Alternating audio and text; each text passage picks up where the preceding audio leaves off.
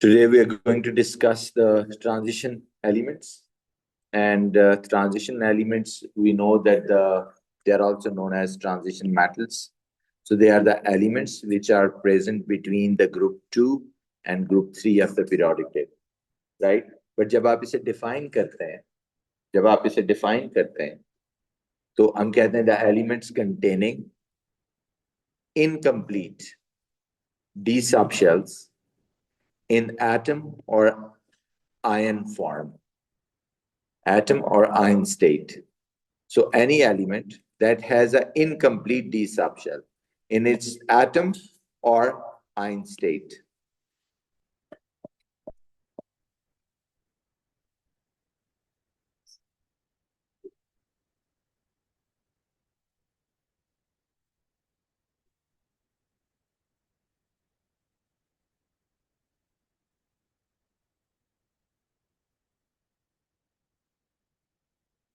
Okay, so जब भी वो डेफिनेशन आती है बच्चों, जब डेफिनेशन आएगी तो आप ये लिखेंगे इनकम्प्लीट डी सब शेल होगा इन एटम और आयन स्टेट. अब आप heading the electronic configuration of transition elements. Electronic configuration of transition elements. This is the arrangement of electrons in the subshells, which we are going to see here. For example, let's start with the scandium. Scandium is 21. So, सबसे lowest energy subshell हमेशा 1s होता है with 2 electron. फिर कौन होता है 2s with 2 electron. फिर 2p 6 electrons. फिर 3s 2. फिर 3p 6. और फिर आपको याद होगा 3p के बाद कौन सा सबशेल होता है 4s. With how many electrons? 2 electrons. Now we have placed 20. What is left? 3d with 1 electron. लेकिन हमने साथ ये कहा था although 3d 4s के बाद होता है, but once you place the electron, so it comes and switches its place and you have to write it with this. So electron तो बाद में रखने हैं, but उसको लिखना 3d को 3p के साथ है. ठीक है? So this is how we do the electronic configuration in the subshells of transition elements. So ये बन गई 1s2 2s2 2p6 3s2 3p6 4s2 and 3d1. Okay? So now titanium 22 में क्या होगा? आप कहते हैं जी यही सब कुछ होगा. Look at this. अगर मैं आखिरी दो को इरेज कर दूं तो 22 तक अगर आप 3p6 तक जाएं तो 18 इलेक्ट्रॉन्स हम रख चुके हैं. Once we have placed 18 electron तो 4s में 2 रखूंगा तो कितने हो जाएंगे 20. How many left still to be placed? 2 electron. तो 2 इलेक्ट्रॉन 3d में आ जाएंगे और 3d क्या बन जाएगा 2.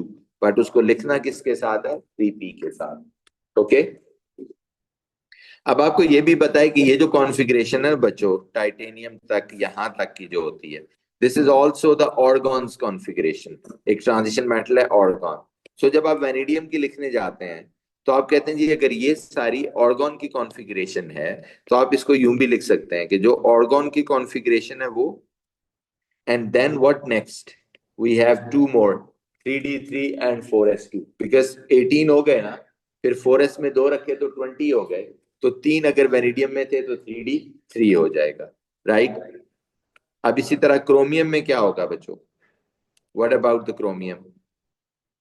1s2 2s2 2p6 3s2 3p6 4s2 और 3d. वैसे तो इनिशियली आप अगर उसी पैटर्न को फॉलो करें तो आप कहते हैं ये तो 4s2 और 3d4 बनता है. हम कहते हैं यस. लेकिन क्रोमियम क्या करता है in order to gain the stability, अपने s से 2 इलेक्ट्रॉन होते हैं ना और d में 4 होते हैं, तो अपने s से 1 इलेक्ट्रॉन d में शिफ्ट कर लेता है to make it a half filled. तो उससे क्या होगा दोनों में s में 1 और d में 4 5 हो जाएंगे. तो दोनों क्या हो जाएंगे? दोनों हो जाएंगे हाफ फिल्ड. राइट. उससे क्या होता है? आप कहते हैं जी उससे इनको एक एक्स्ट्रा स्टेबिलिटी मिल जाती है. तो इसलिए आप कहते हैं जी मैंने एक स्टार लगाया हुआ है इधर देखें शुरू में, तो ये स्टार का मतलब ये है कि इसके 1s में 1 रह जाएगा और इसके 3d में 5 हो जाएंगे. यानी एक एक्स्ट्रा मैन्यूवरिंग है in order to gain the stability. They transfer 1 electron from 4s to 3d. Right. But this is only doing chromium. Okay. और नीचे जाके एक और एलिमेंट कॉपर करता है. तो मैंगनीज की क्या होगी लिखें जरा आप लोग. What is the manganese configuration? Manganese की इलेक्ट्रॉनिक कॉन्फ़िगरेशन बच्चों क्या होगी, लिखना है मेरे साथ साथ। कोबाल्ट की क्या होगी, निकल की क्या होगी,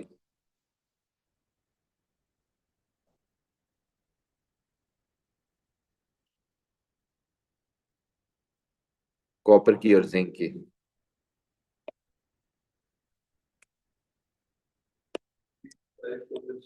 यस, ऑर्गन की configuration and then 3d5 4s2। फिर आयरन की configuration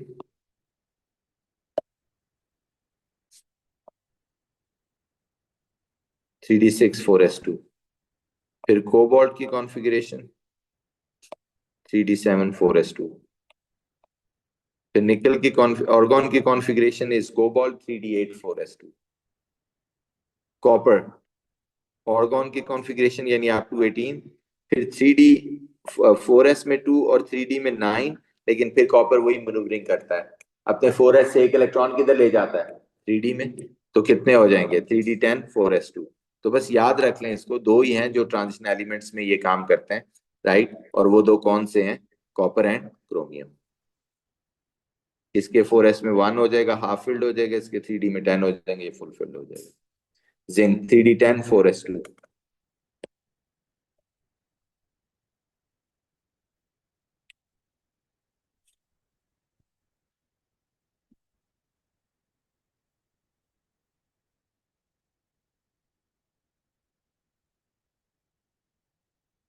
clear.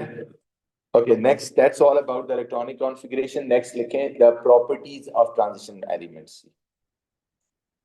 The properties of transition elements.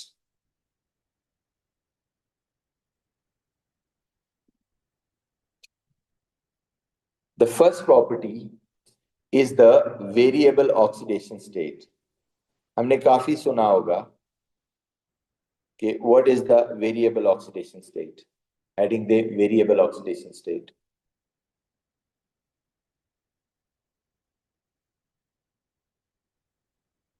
अब पहले समझ लें, फिर मैं लिखने को देता हूं। First please understand.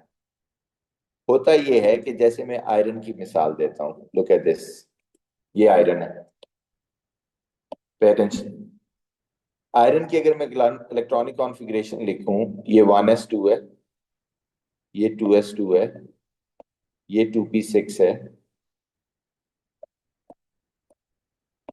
ये 3s2 है, ये 3p6 है,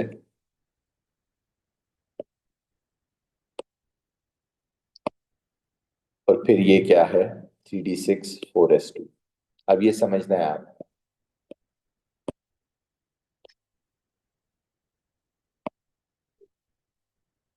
आप कहते हैं होता ये है कि जब आयरन अपना आयन बनाएगा, पॉजिटिव आयन, तो सबसे आउटर सबशेल कौन सा है जिससे वो इलेक्ट्रॉन लूज करेगा, 4s। So it's going to lose 2 electron by absorbing ionization energy first and second। यहां से इलेक्ट्रॉन लूज करेगा और इसकी क्या स्टेट आ जाएगी, Fe2 पॉजिटिव। लेकिन क्योंकि Fe 4s और 3d में बहुत कम एनर्जी गैप है, क्योंकि 3d बेसिकली यहां था ना, तो यहां से इधर आया है, तो वो बिल्कुल 4s के साथ खड़ा है, तो इतना कम एनर्जी गैप है। तो थोड़ी सी और आयनाइजेशन एनर्जी अगर वो उसको कहीं से मिल जाए ना, तो वो 3d से भी इलेक्ट्रॉन लूज कर सकता है, और वो कर देता है। यस, तो एक और ऑक्सीडेशन स्टेट अटेन कर लेता है positive. I hope you got my point. तो रीजन जो आपको समझ आ रही है कि अच्छा आयनाइजेशन एनर्जी होती है ना, अब्सॉर्ब करते हैं टू रिमूव द इलेक्ट्रॉन, तो रीजन ये समझ आ रही है कि 4s और 3d के बीच एनर्जी गैप बहुत कम है, वो दोनों लोकेटेड है पास पास, तो एक तरह से दोनों ही वेलेंट सब सेलेक्ट कर रहे हैं। तो ट्रांजिशन मेटल्स के लिए तो बड़ा आसान है, पहले एस से इलेक्ट्रॉन लूज करके एक ऑक्सीडेशन स्टेट अटेन करें, और फिर डी से इलेक्ट्रॉन लूज करके दूसरी अटेन करें, and in this way they can attain the different oxidation states, right. So this is how they have a different oxidation state. समझ आ गई। तो reason, the sole reason, one liner जो examiner को आपने बताना है, वो बताना है कि there is a small energy gap between 4s and 3d subshell। So once they lose electron by absorbing energy from 4s, they can further lose electron from 3d with a small energy gap। थोड़ी सी और ionization energy हो तो वो, इसलिए वो different oxidation state sustain करते चले जाते हैं, राइट। तो पहले ये लॉजिक लिख लें, फिर मैं इसकी एक्सप्लेनेशन देता हूं। Transition elements have variable oxidation state. There is a small energy gap between the valence 4s and 3d subshells.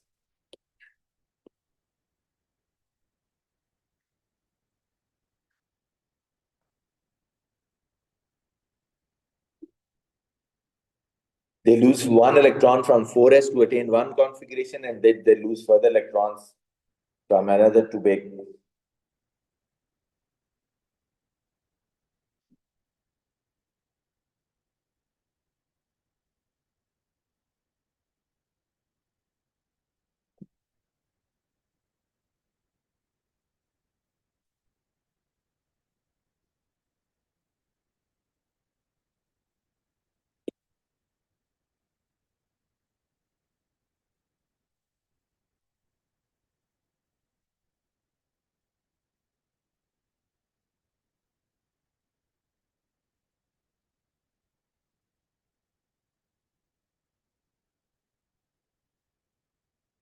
ये बच्चों ये कॉन्फ़िगरेशन भी लिखनी है। ये आयरन की है, ये आयरन +2 की है, और ये आयरन +3 की है।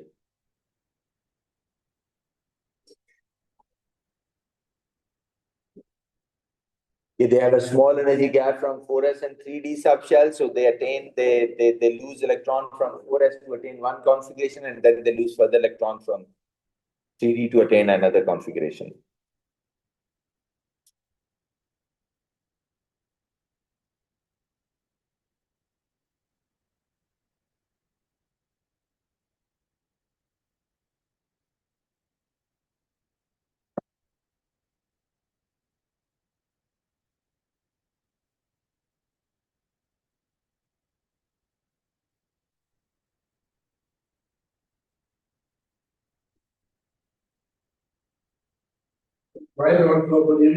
नो, व्हाई नॉट कैल्शियम, ये एक अलग सवाल होता है। वो कहता है अच्छा कैल्शियम जो है वो क्यों नहीं हायर अटेन कर सकता, राइट? तो लिख लीजिए, ये एक अलग सवाल है। कभी कभार एग्जामिनर पूछ लेते हैं कि अच्छा ये कैल्शियम भी तो इसके बिल्कुल साथ होता है, ये स्कैंडियम के, व्हाई नॉट कैल्शियम?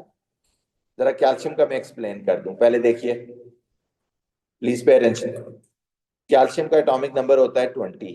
अगर आप इसकी कॉन्फ़िगरेशन देखें तो ये 1s है, 2, फिर क्या है 2s2, फिर क्या है 2p6, फिर क्या है 3s2, फिर क्या है 3p6, और फिर क्या है 4s2, और अब 3d तो इसके बाद है इसमें। तो आप कहते हैं कैल्शियम का पहला 2 पॉजिटिव आयन कब बनेगा बच्चों? जब वो कहां से इलेक्ट्रॉन लूज करेगा? वही 4s से। 2 इलेक्ट्रॉन आयनाइजेशन एनर्जी एब्जॉर्ब करके लूज कर देगा। तो what is next? Next sub shell कौन सा है? What is next sub shell? 3p, जो कि न्यूक्लियस के बहुत करीब आ जाता है और वो बहुत दूर है 4s से। इसके तो बीच में 3d आ गया था ना, अब तो 3d नहीं है बीच में, क्योंकि ट्रांजिशन मैट्रिक्स में सिर्फ होता है ना कि 3d स्विच करके अपनी जगह अंदर आ जाता है, कैल्शियम में नहीं आया। ओके, तो 4s और 3p में लार्ज एनर्जी गैप है। तो आप कहते हैं 2 इलेक्ट्रॉन तो उसने लूज कर दिए बाय एब्जॉर्बिंग एनर्जी। अगर तीसरा लूज करना है तो क्योंकि गैप बहुत ज्यादा है, 3p न्यूक्लियस के पास है, बहुत ज्यादा एनर्जी उसको एब्जॉर्ब करनी पड़ेगी। Third ionization energy is a very very big value, इसलिए कैल्शियम लूज नहीं करता। ओके, तो लिखे मैंने क्या लिखा है? There is a large energy gap between 4s and next inner 3p subshell in calcium. Calcium loses electron from 4s to attain one oxidation state and cannot lose further electrons as a lot of ionization energy is required.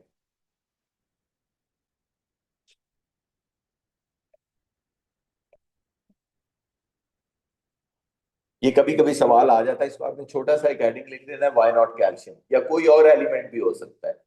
ठीक है, वो कोई और element भी आपसे पूछ सकता है जो ट्रांजिशन मेटल नहीं है, वो क्यों नहीं करता। ओके, यही एक्सप्लेनेशन होगी, क्योंकि लार्ज एनर्जी गैप होता है between the last two subshells.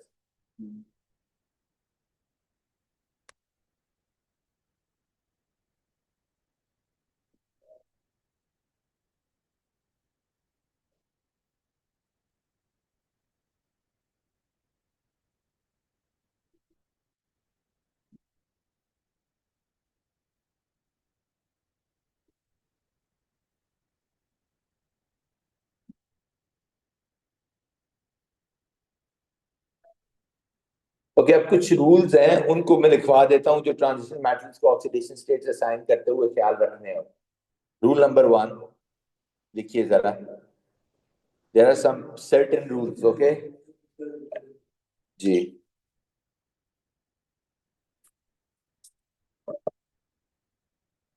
पहला लिखिए, the first oxidation state of all transition elements is +2 except copper, जिसकी +1 होती है। The highest oxidation state after manganese is +3. Scandium +3 and zinc +2 do not have variable oxidation states.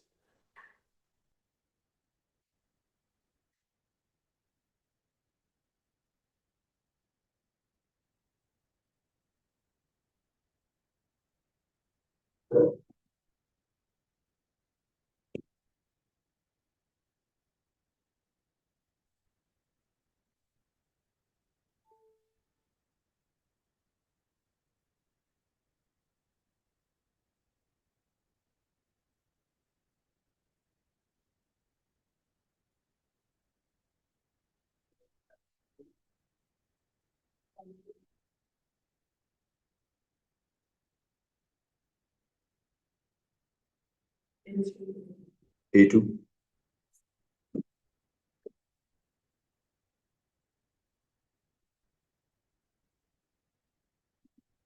Scandium +3 and zinc +2. They do not have variable transition elements.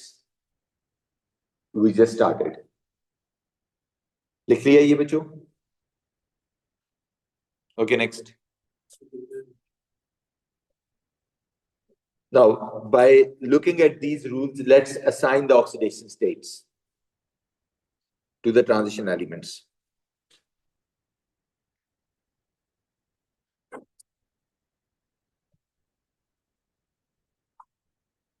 Let's look at this. For example,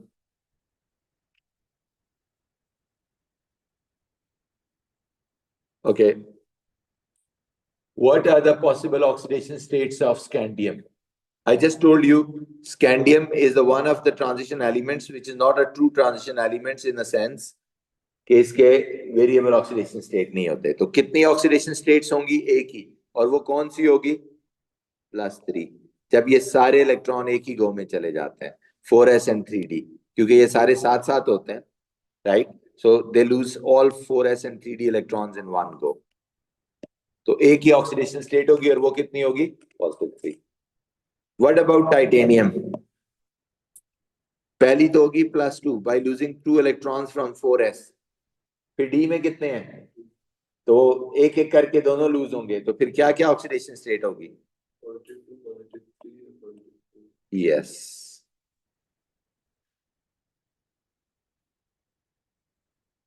इसी तरह can you assign the vanadium and chromium and manganese the possible oxidation states जिनमें exist करते हैं? फिर आगे stability matter करती है, but वो अभी नहीं डिस्कस करें। आपके ख्याल में क्या पॉसिबल ऑक्सीडेशन स्टेट्स होंगी वेनेडियम की?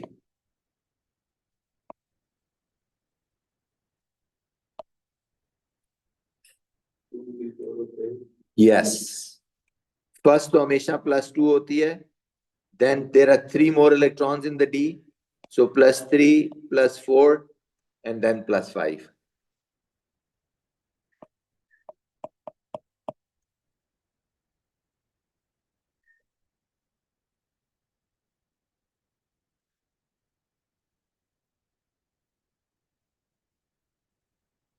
Chromium,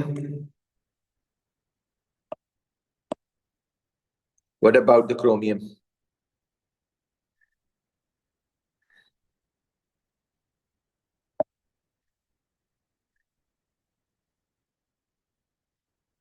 What is the possible oxidation state of chromium बच्चों? पहली हमेशा +2 ही होगी, कॉपर के अलावा किसी की भी +1 नहीं है। क्रोमियम का 1s देख के, ये 4s1 देख के ये नहीं सोचना पहली +1 होगी। +1 +2 +3 +6, या तो +6 कैसे? अगर इसका पहली ऑक्सीडेशन स्टेट all 6 gone।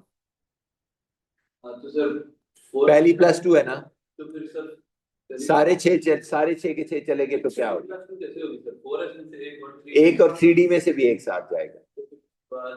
4 बचते हैं तो फिर प्लस 5 तक नहीं जाएगा।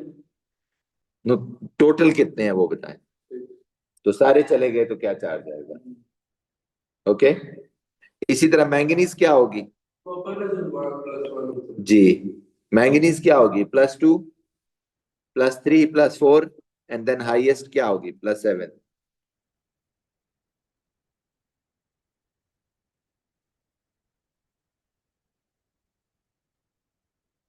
अब मैंगनीज के बाद मैंने एक चीज बताई है कि मैंगनीज के बाद जितने भी हैं उनकी highest oxidation state could not be more than +3।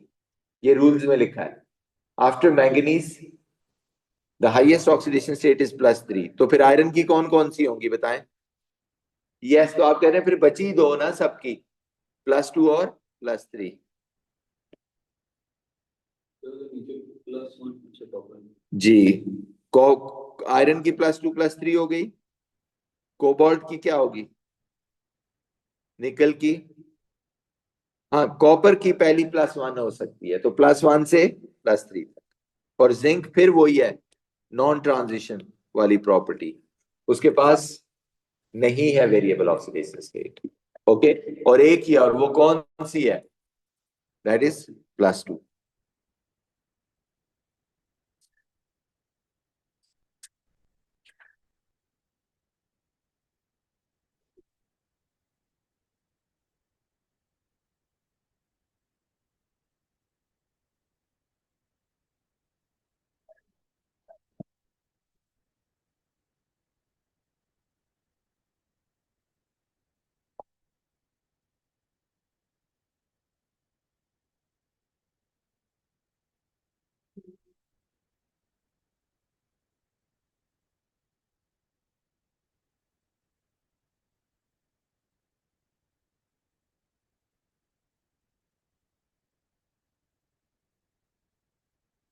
हो गया बच्चों।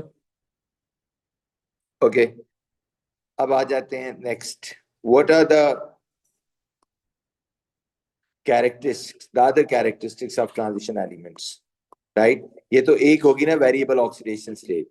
वो कह रहे हैं इनकी और भी प्रॉपर्टीज होती हैं, the physical properties which we are going to see. What are the physical properties, the other one, right, for the transition metals. Look at that, for example, they behave as, आपने O level में पढ़ा होगा, दे behave as catalyst. बहुत सारी जगह पे वो catalyst behave करते हैं।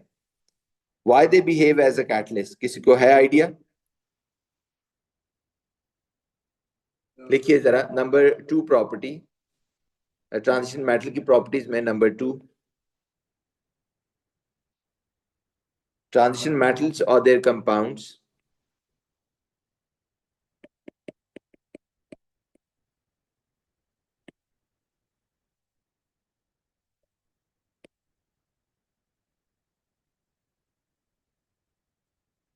behave as a catalyst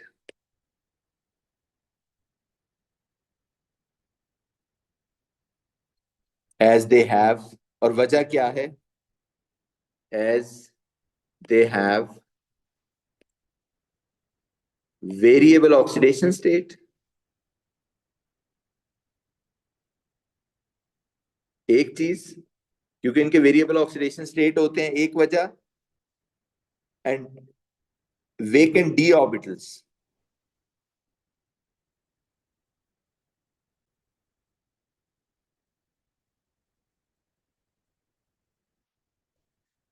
Variable oxidation states and vacant empty d orbitals, which are energetically accessible, which are energetically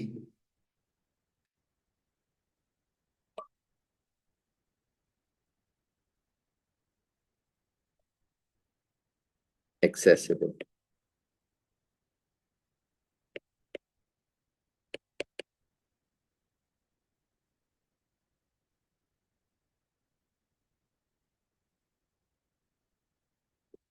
And can form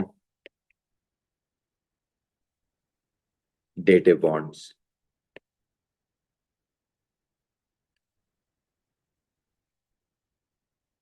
with ligands.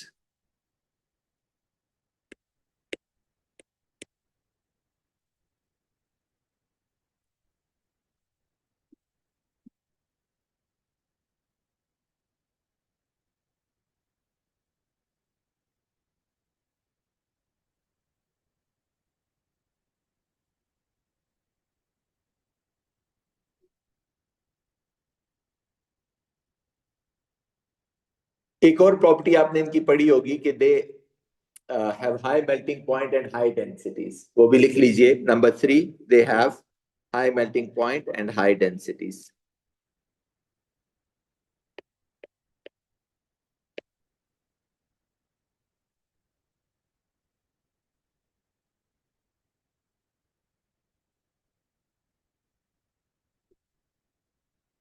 High melting point, high densities.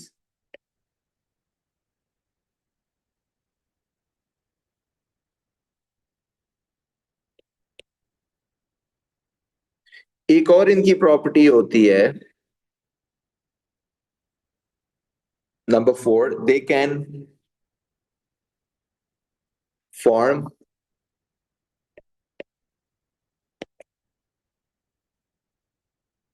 complex ion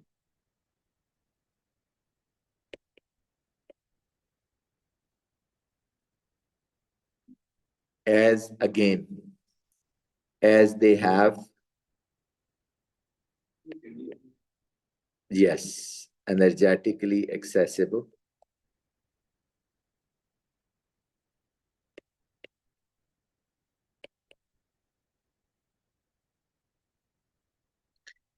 MTD orbitals.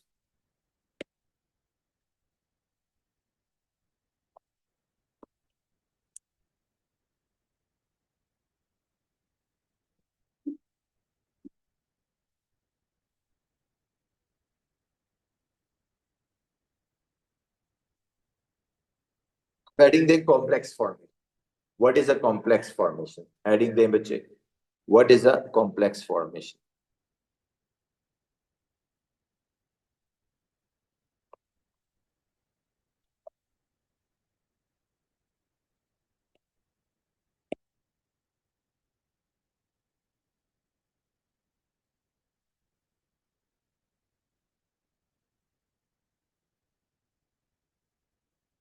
अब ये complex formation क्या है? I have to explain it to you कि complex formation होती क्या है। सुनिए, मैं आपको दो एग्जांपल्स देता हूं। Let's say I have magnesium sulphate and copper sulphate, both are solids. अब प्लीज लिसन केयरफुली। मैंने इसको पानी में डाला एक बीकर के अंदर, इसको भी पानी में डाला एक बीकर के अंदर। हम चैप्टर 1 में ये पढ़ के आए हैं कि जब कोई भी सॉल्ट को पानी में डालते हैं तो वो ब्रेक हो जाता है इनटू इट्स आयंस। कौन से दो आयंस में ब्रेक होगा? SO4 2 negative. और ये भी किस में ब्रेक हो जाएगा? Copper ion and sulphate.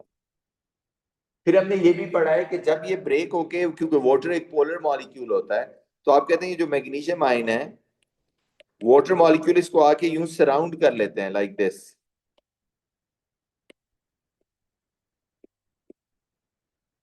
You remember ये? तो आप कहते हैं यहाँ कोई फोर्स ऑफ अट्रैक्शन होती है? हम कहते हैं हाँ, इलेक्ट्रोस्टैटिक फोर्स ऑफ अट्रैक्शन होती है बिटवीन ऑक्सीजन एंड मैग्नीशियम। इसी तरह यहाँ भी होगी, क्योंकि ऑक्सीजन नेगेटिव है और मैग्नीशियम क्या है? पॉजिटिव। और इसको कहते हैं Mg2 पॉजिटिव एक्वस। क्या बुलाते हैं? Mg2 positive aqueous. आप समझ आइए एक्वस का मतलब क्या होता है? एक ऐसा आयन जो चारों तरफ से किससे सराउंडेड है? वाटर से। इसे एक्वस बोलते हैं। अब कहते हैं, आप कह रहे हैं हाँ यहाँ भी यही होगा। हम कहते हैं यस, यहाँ भी यही होगा। कॉपर आयन आएगा, उसको वाटर मॉलिक्यूल आके क्या कर लेंगे? सराउंड कर लेंगे, और ये भी क्या बन जाएगा? Cu2 positive. लेकिन यहाँ थोड़ा फर्क है, क्योंकि कॉपर एक ट्रांजिशन मेटल है, क्योंकि उसके पास एनर्जेटिकली एक्सेसिबल एम्प्टी ऑर्बिटल्स है। तो वो क्या करता है? वो वाटर के साथ एक प्रॉपर डेटिव कोवलेंट बॉन्ड बनाता है, जिसमें ऑक्सीजन अपना लोन पेयर आके इसको साथ शेयर कर लेता है। वो डी ऑर्बिटल्स में इस लोन पेयर को रख लेता है, तो आप कहते हैं प्रॉपर डेटिव कोवलेंट बॉन्ड बन जाता है, कहते हैं हाँ।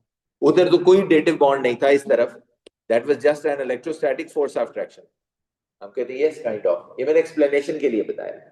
तो जिसके पास में एनर्जेटिकली एक्सेसिबल ऑर्बिटल्स होते हैं ना, जैसे यहाँ डी ऑर्बिटल है, तो वो उन इलेक्ट्रॉन्स को अकोमोडेट कर लेता है, और एक प्रॉपर फिक्स नंबर होता है, वो कितना है, जैसे कॉपर के केस में वो नंबर कितना है, वो नंबर 6 है। कितने वाटर मॉलिक्यूल वो अकोमोडेट कर सकता है, 6। तो ये बन जाएगा 3, 4, 5।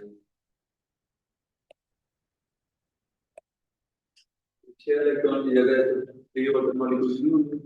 नो, 6 नहीं, 12 की जगह, राइट। तो ये भी आप कह रहे हैं CuH2O एक्वसी है, हम कहते हैं यस, इसको भी एक्वसी लिखते हैं, लेकिन जब आप डिटेल करते हैं तो आप पूरा बताते हैं कि हाउ मेनी वाटर मॉलिक्यूल, 6 आके रिलेटिव कोवलेंट बॉन्ड बना रहे हैं और प्रॉपर अटैच हुए हैं, 2 पॉजिटिव एक्वस।